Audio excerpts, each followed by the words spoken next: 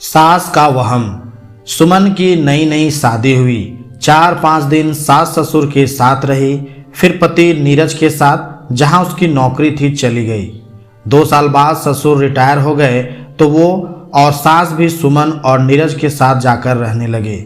सुमन पूरा दिन सास ससुर की ज़रूरतों का ध्यान रखती, जैसे उसके मायके में उसकी माँ उसकी दादी का ध्यान रखती थी।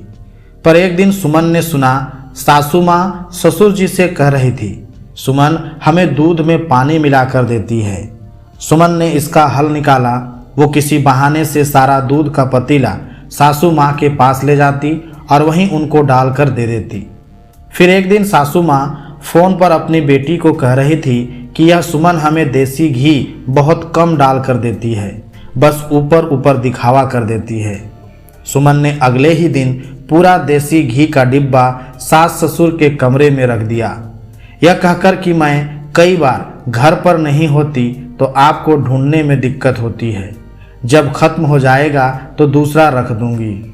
कुछ दिन बाद सासू माँ ससुर से कह रही थी, नीरज इतना फल लाता है, हमें तो थोड़ा सा देती है, सारा खुद ही खा जाती होगी। सुमन ने सुना और अगले दिन फ्रिज सास ससुर के कमरे में रखवा दिया। कहने लगी, आपको पानी दूध फल लेने के लिए इतनी दूर नहीं जाना पड़ेगा। इस उम्र में आपको वहाँ तक जाने में दिक्कत होती है, मैं तो यहीं से आकर ले जाया करूँगी। सुमन के जाने के बाद ससुर बोला, अब तो ठीक है, सब कुछ तेरे कमरे में रख दिया सुमन ने। यह सब तो ठीक है जी, पर मुझे शक है, गड़बड़ तो करती ही होगी, आखिर बहू है। गड़बड़ वह नहीं करती, गड़बड़ तेरे दिमाग में है, क्योंकि तू खुद जैसी बहू रही वैसा अपनी बहू के बारे में सोच रही है। वहम का इलाज तो लुकमान हकीम के पास भी नहीं था।